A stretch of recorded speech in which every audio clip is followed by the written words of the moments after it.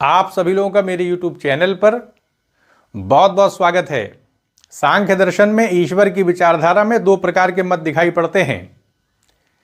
एक मत के अनुसार ईश्वर की सत्ता नहीं है, जबकि दूसरे मत के अनुसार ईश्वर की सत्ता है। विचारकों के वर्ग में जिसमें कि वाचस्पति मिश्र हैं, अनिरुद्ध हैं, वो ये मानते हैं कि सांख्य दर्शन में ईश्वर की सत्ता को स्वीकार नहीं किया गया है, जबकि विज्ञान भिक्षु मानते हैं कि सांख्य दर्शन में ईश्वर की सत्ता को स्वीकार किया गया है। अभी आपके सामने संक्षेप में तर्क रखे जाएंगे ताकि बात पूरी तरह से क्लियर हो जाए। थोड़ा सा हम इतिहास हल्के से देख लेते हैं। सांख्य दर्शन के बारे में कहा जाता है ये बहुत प्राचीन दर्शन है। बादरायण के समय ये विचारधारा प्रचलित थी कि सांख्य दर्शन के प्रवर्तक श्वेताश्वतर उपनिषद में कपिल मुनि का जो नाम है वो वही व्यक्ति हैं, वही मुनि हैं, वही ऋषि हैं जो कि सांख्य दर्शन के प्रवर्तक हैं। लेकिन इस बात को जो उस समय प्रचलित थी बादरायण ने स्वीकार नहीं किया और अपने तर्कों के आधार पर बताया कि ये वो मुनि नहीं हैं जो कि सांख्य दर्शन के प्रवर्तक हैं। यानी श्वेताश्वतर उपनिषद में कपिल मुनि का जो नाम आया है वो ऋषि नहीं है जो कि सांख्य दर्शन के प्रवर्तक हैं। ये बात बादरायण ने उस समय जो प्रचलित थी विचारधारा समाज में उसको खंडित कर दिया। तो इससे ये पता चलता है कि कपिल मुनि का इतिहास जो है वो शोध का विषय है। तरह तरह के मत उसमें दिखाई पड़ते हैं। सांख्य दर्शन में दो प्रकार की सत्ताओं को स्वीकार किया गया है। एक प्रकृति की सत्ता है और दूसरी सत्ता पुरुष की है। दोनों ही सत्ता अनादि है, हमेशा से हैं। और प्रकृति की ये जो अभिव्यक्ति है, यानी जो जगत दिखाई पड़ रहा है, ये प्रकृति की ही अभिव्यक्ति है। प्रकृति जड़ होती है, प्रकृति और पुरुष में संयोग होता है, जिसके वजह से इस संसार का निर्माण होता है। तो ये जो जगत है ये प्रकृति जो है इसका कारण है, और ये जगत जो है वो अभिव्यक्ति है प्रकृति की। यानी इस जगत को हम कार्य मान सकते हैं। जैसे दही की उत्पत्ति दूध से होती है तो दूध कारण हो जाता है और दही कार्य। तो इस तरह से ये जो पूरा संसार है ये कार्य रूप है। इसका प्रकटीकरण प्रकृति से हुआ है। जो अव्यक्त होती है उसको जाना नहीं जा सकता। प्रकृति जड़ होती है और प्रकृति के कारण ही इस पूरे संसार का निर्माण हुआ है। पुरुष की सत्ता को चेतन के रूप में स्वीकार किया गया है। तो हमने देखा कि सांख्य दर्शन में दो प्रकार के तत्वों को स्वीकार किया गया है, जिसके वजह से सांख्य दर्शन द्वैतवाद का समर्थक है। दो प्रकार के तत्वों को अनादि तत्व के रूप में स्वीकार करता है। इसी तरीके से सांख्य दर्शन में विकासवाद भी दिखाई पड़ता है। यानी प्रकृति और पुरुष के संयोग से प्रकृति के अंदर विकास का पहलू नजर आता है, जिससे कि संसार का प्रकटीकरण हुआ। अब हम ईश्वर की विचारधारा पर आते हैं। इसमें हम देखें वाचस्पति मिश्र हैं, अनिरुद्ध हैं, तो ये इसका खंडन कर देते हैं, ईश्वर के विचार को नहीं मानते हैं। यानी ये माना जाता है कि सांख्य दर्शन में बहुत बाद में ईश्वर का विचार प्रकट हुआ। पहले जो है ईश्वर की विचारधारा नहीं थी। हालांकि दूसरे विद्वानों का एक वर्ग है वो ये कहते हैं कि पहले सांख्य दर्शन ईश्वरवादी विचारधारा से संबद्ध था, लेकिन बाद में जैन दर्शन और बौद्ध दर्शन के उदय होने से अनीश्वरवादी हो गया, लेकिन पहले वो ईश्वरवाद का समर्थक था। तो ये दोनों प्रकार की विचारधाराएं दिखाई पड़ती हैं, लेकिन वाचस्पति मिश्र ने और अनिरुद्ध ने खंडन किया है। यानी ईश्वर की विचारधारा को सांख्य दर्शन में स्वीकार नहीं किया है। अब अगर हम मंडन पक्ष देखें जिसमें स्वीकार किया गया, तो विज्ञान भिक्षु जो है वो ईश्वर की विचारधारा को सांख्य दर्शन में स्वीकार करते हैं। तो हम तर्कों को देख लेते हैं कि किन तर्कों के आधार पर जो है वो खंडन किया गया है, ताकि बात पूरी क्लियर हो जाए। तो अगर हम खंडन को देखें तो पहला तर्क दिया गया है कारण और कार्य का, क्योंकि सांख्य दर्शन में सत कार्यवाद को माना गया है। सत कार्यवाद का मतलब यह है कि कार्य की सत्ता कारण पर निर्भर होती है। जो कार्य होता है वो कारण से ही पैदा होता है, कारण के अंदर पहले से ही मौजूद रहता है। इस तरह से कार्य जो है वो प्रकटीकरण वाला रूप है, अभिव्यक्त रूप है। जैसे दूध के अंदर दही पहले से ही रहती है, घी पहले से ही निहित होते हैं, यानी घी की सत्ता पहले से ही रहती है। तो ऐसे में अगर दूध से घी की उत्पत्ति होती है तो घी की सत्ता पहले से ही दूध में रहती है। इसीलिए हम ये देखते हैं कि कारण और कार्यवाद के आधार पर माना जाता है कि जो कार्य की उत्पत्ति कारण से होती है तो कार्य कारण के अंदर पहले से ही मौजूद होता है, पहले से ही रहता है अव्यक्त रूप से, बस वो प्रकट हो जाता है एक प्रक्रिया के तहत। तो ये हमने देखा सत कार्यवाद को माना गया है सांख्य दर्शन में। अब बात आती है ईश्वर की विचारधारा की। तो अगर हम ये मानते हैं तो ईश्वरवादी जो विचारक हैं वो ये स्वीकार करते हैं कि ईश्वर की जो सत्ता नित्य तो है लेकिन अपरिवर्तनशील है। जबकि अगर हम देखें विचारकों के मत में तो ये जो प्रकृति है ये परिवर्तनशील रहती है, नित्य तो होती है प्रकृति लेकिन साथ में परिवर्तनशील भी होती है। तो विचारक कहते हैं कि इस संसार का कारण वही हो सकता है जो नित्य भी हो और परिवर्तनशील हो। ऐसी सत्ता जो नित्य तो है लेकिन परिवर्तनशील नहीं है, उसे इस संसार का कारण नहीं माना जा सकता, क्योंकि प्रकृति जो है वो परिवर्तित रहती है। विकासवाद के आधार पर संसार का मतलब विकास होता रहता है, बहुत सारी चीजें प्रकट होती रहती हैं। तो परिवर्तन की स्थिति इस पूरी सृष्टि में दिखाई पड़ती है।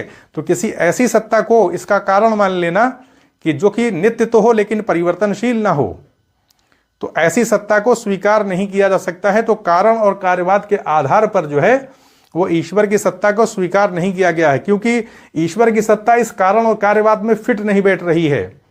कारण और कार्यवाद का मतलब है कि अगर हम ईश्वर को कारण के तौर पर स्वीकार कर लें कि इस संसार का निर्माण ईश्वर नहीं किया है, तो फिर ईश्वर को सक्रिय होना पड़ेगा, परिवर्तित होना पड़ेगा, क्योंकि ईश्वर की ही अभिव्यक्ति ये संसार होगा। तो ऐसे में कहीं ना कहीं परिवर्तनशीलता की विचारधारा को मानना पड़ेगा। जबकि ईश्वरवादी विचारक मानते हैं कि ईश्वर की सत्ता जो है नित्य तो है लेकिन वो अपरिवर्तनशील है, ईश्वर की सत्ता में कोई परिवर्तन नहीं होता है। जबकि कारण और कार्यवाद के आधार पर यह माना गया है कि इसमें परिवर्तन होता है, अगर इस विचारधारा को माने हम, क्योंकि कारण की ही अभिव्यक्ति कार्य के रूप में प्रकट होती है। तो ऐसे में कार्य कारण से ही संबद्ध होता है और परिवर्तन के आधार पर ही वो कारण से पैदा होता है। तो इस आधार पर ईश्वर की सत्ता को स्वीकार नहीं किया है। अब हम आते हैं संचालक और नियामक के तौर पर। यानी ये बात मानी जाती है, विचारक कहते हैं कि प्रकृति तो जड़ होती है, यानी सांख्य दर्शन में प्रकृति को जड़ माना गया है। तो फिर प्रकृति अपना संचालन खुद तो कर नहीं सकती, क्योंकि जब वो जड़ है तो फिर वो ना तो अपना संचालन कर सकती है और ना ही वो खुद को कंट्रोल कर सकती है, रेगुलेट भी नहीं कर सकती। नियामक के तत्व का पक्ष उसके अंदर प्रकट नहीं होगा। तो इसलिए किसी ऐसी सत्ता को मानना जरूरी है जो कि इस प्रकृति का संचालन भी करे और उसका नियंत्रण भी करे, उसका नियामक वाला पहलू भी उसके अंदर उपस्थित हो। वो सत्ता ईश्वर की है। तो ऐसे में ईश्वर की सत्ता को स्वीकार किया गया है, लेकिन इस विचारधारा को विद्वानों ने खंडित कर दिया है। खंडित इस आधार पर किया है क्योंकि ईश्वर की सत्ता तो परिवर्तन से रहित है, अपरिवर्तनशील है। अब अपरिवर्तनशील होने के कारण कैसे ईश्वर का संचालन, ईश्वर के द्वारा इसका संचालन और नियामक किया जाएगा, जबकि उसके अंदर किसी प्रकार की गति नहीं होती है, कोई परिवर्तन ही नहीं होता है। तो फिर परिवर्तन को संचालन करने के लिए, नियामक होने के लिए जरूरी है कि गतिशीलता को स्वीकार किया जाए ईश्वर में। तो ये चीजें फिट नहीं बैठती हैं। अगर मान भी लिया जाए कि ईश्वर के द्वारा ही पृथ्वी इस सृष्टि का संचालन और नियमन किया जाता है, अगर इस पहलू को भी स्वीकार कर लिया जाए तो कहीं ना कहीं ईश्वर को कर्म से संबद्ध करना पड़ेगा, यानी कर्म के आधार पर मानना पड़ेगा। और अगर इसको भी स्वीकार कर लिया जाए कि ईश्वर के द्वारा कर्म किया जाता है, तो फिर सवाल यह है कि ईश्वर के द्वारा जो संचालन और नियमन का पहलू ईश्वर के माध्यम से प्रकट हो रहा है, तो किस लिए हो रहा है, किस कारण से ईश्वर ने इस सृष्टि को पैदा किया है। तो हमें कहीं ना कहीं उद्देश्य देखना पड़ेगा। और ईश्वर को पूर्ण माना जाता है, तो ऐसे में ईश्वर को क्या आवश्यकता पड़ गई इस सृष्टि की रचना करने की, और फिर संचालन और नियामक करने की क्या आवश्यकता पड़ गई। अगर माना जाए कि ये सृष्टि ईश्वर की ही अभिव्यक्ति है तो इसको पूर्ण होना चाहिए उसी तरह का जैसे ईश्वर की सत्ता पूर्ण है, लेकिन यहाँ तो अपूर्णता दिखाई पड़ती है, दुख दिखाई पड़ता है। तो ऐसे में अगर माना जाए कि ईश्वर ने करुणा और प्रेम की वजह से सृष्टि को पैदा किया है, तो फिर इसके अंदर परफेक्शन होना चाहिए, दुख नहीं होना चाहिए, लेकिन इसके अंदर दुख भी दिखाई पड़ता है।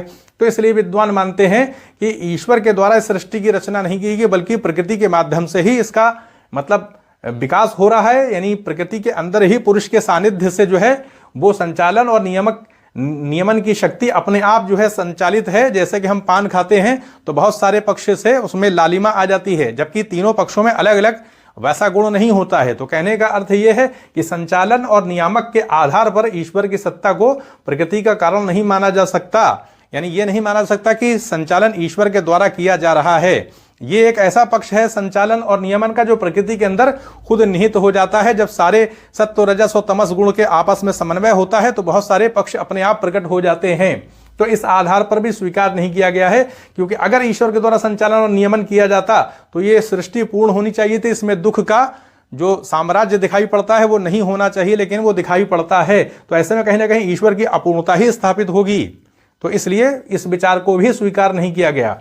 फिर जीव की विचारधारा के आधार पर भी खंडन कर दिया गया है कि अब क्योंकि सांख्य दर्शन में जीव की स्थिरता और अमरता को स्वीकार किया गया है। अगर हम ये मान लें कि ईश्वर की सत्ता को स्वीकार कर लेंगे तो जीव की स्वतंत्रता जो है प्रभावित हो जाएगी। उसकी स्थिरता और अमरता पर असर पड़ जाएगा। जीव जो है वो उसकी सीमित शक्ति होती है, जबकि ईश्वर की जो शक्ति होती है वो असीमित होती है। तो कहीं ना कहीं जीव जो है वो ईश्वर की विचारधारा के आधार पर सीमित हो जाएगा। इसको स्वीकार नहीं किया गया है, इसलिए भी खंडन कर दिया गया है। क्योंकि अगर ईश्वर की सत्ता को मान लिया जाए कि ईश्वर ही फिर जीव को कर्म का फल प्रदान करेगा, तो ऐसे में कहीं ना कहीं जीव ईश्वर के द्वारा संचालित होने लगेगा। तो इसलिए जीव की स्वतंत्रता जो है वो सीमित हो जाएगी। इस आधार पर भी इस विचारधारा को यानी ईश्वर के विचार को स्वीकार नहीं किया गया है। फिर हम वेदों के आधार पर देखें, यानी जो विचारक हैं ईश्वरवादी, वो मानते हैं कि वेदों की रचना ईश्वर के द्वारा की गई है। वेद अपौरुषेय होते हैं, इम्पर्सनल होते हैं। तो ऐसे में विचारक कहते हैं कि वेद जो है वो ईश्वर की अभिव्यक्ति नहीं, ईश्वर की रचना नहीं है, क्योंकि ईश्वर के अंदर ही बहुत सारे ऐसे वाक्य आए हैं जो इस बात को प्रकट करते हैं कि उनकी रचना अलग अलग ऋषियों ने की है और उसका संकलन किया है। वो रचना ईश्वर की नहीं है, क्योंकि ईश्वर सब कुछ जानता है, ईश्वर सर्वज्ञ है, वो सब कुछ जानता है। इस प्रकार के वाक्य ऋषियों के द्वारा ही प्रकट किए गए हैं, खुद ईश्वर के द्वारा प्रकट नहीं किए जा सकते कि वह सब कुछ जानता है, वह सर्वज्ञ है। तो वह सर्वज्ञ है, ये विचार ईश्वर के द्वारा खुद अपने लिए इस वाक्य का प्रयोग नहीं किया जा सकता। ये ऋषि ही लिख सकते हैं कि वो सर्वज्ञ सत्ता है, वो शक्तिमान सत्ता है। तो इस प्रकार के वाक्य क्योंकि आए हैं वेदों में, इसलिए वेद को ईश्वर की रचना नहीं माना जा सकता, जितने भी वेद हैं। तो इस आधार पर भी अस्वीकार कर दिया है। तो अब हम देखते हैं मंडन पक्ष को, यानी वाचस्पति जो आपके विज्ञान भिक्षु हैं वो बताते हैं कि सांख्य दर्शन में ईश्वर की विचारधारा को यानी स्वीकार किया गया। कहने का अर्थ ये है कि अगर हम ये कहते हैं कि ईश्वर की विचारधारा को स्वीकार नहीं किया गया तो बात ऐसी नहीं है। विज्ञान भिक्षु बताते हैं कि ईश्वरा सिद्धे यानी ईश्वरा असिद्धे की बात आई है, यानी ईश्वर जो सिद्ध नहीं है, ईश्वर को तर्कों के द्वारा सिद्ध नहीं किया जा सकता, ये बात कही जा रही। ना कि ईश्वर का इनकार किया जा रहा है, ईश्वर का निषेध नहीं किया जा रहा है, बल्कि बताया जा रहा है कि ईश्वर को तर्कों के माध्यम से सिद्ध नहीं किया जा सकता। तो इस प्रकार से अगर ये कहा जाए कि ईश्वर की सत्ता नहीं है, तो ईश्वर अभावात नहीं कहा गया कि ईश्वर का अभाव है, बल्कि कहा जा रहा है कि ईश्वर को तर्कों के द्वारा सिद्ध नहीं, ईश्वर को तर्कों के माध्यम से सिद्ध नहीं किया जा सकता। तो इस बात में यह विचारधारा शामिल नहीं कि ईश्वर की सत्ता नहीं है, बल्कि यह कहा जा रहा है कि हाँ, ईश्वर को तर्कों के माध्यम से सिद्ध नहीं किया जा सकता, कोई प्रमाण नहीं दिया जा सकता। लेकिन इसका अर्थ यह नहीं कि ईश्वर की सत्ता नहीं है।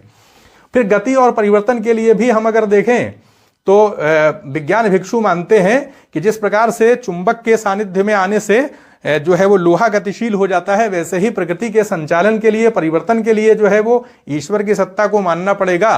प्रकृति ईश्वर के सानिध्य में आकर के उसके अंदर परिवर्तनशीलता का गुण पैदा हो जाता है, क्योंकि प्रकृति जड़ होती है। तो परिवर्तन के लिए, विकास के लिए कहीं ना कहीं हमें ईश्वर की सत्ता को मानना पड़ेगा, ये विज्ञान भिक्षु बताते हैं। यानी प्रकृति ईश्वर के सानिध्य में आकर के ही गति और संचालन के माध्यम से अपना विकास करती है, इसके लिए ईश्वर की सत्ता को मानना पड़ेगा। तो ये हमने देखा कि सांख्य दर्शन में जो ईश्वर की विचारधारा है उसमें विविध प्रकार के पक्ष दिखाई पड़ते हैं। बहुत सारे विद्वान ईश्वर की सत्ता को स्वीकार करते हैं, बहुत सारे उसको स्वीकार नहीं करते हैं। लेकिन अधिकतर विद्वानों की अगर बात की जाए तो वो ये मानते हैं कि सांख्य दर्शन में ईश्वर की सत्ता को स्वीकार नहीं किया गया है। कुछ विद्वान ही हैं जो इस बात को मानते हैं कि ईश्वर की सत्ता सांख्य दर्शन में स्वीकृत है, और बहुत सारे विद्वान कहते हैं कि बहुत बाद में ईश्वर की विचारधारा सांख्य दर्शन में प्रकट हुई है। तो यहीं पर अनुमति दें, चैनल को सब्सक्राइब भी करें, शेयर भी करें। आप सभी लोगों का बहुत बहुत धन्यवाद।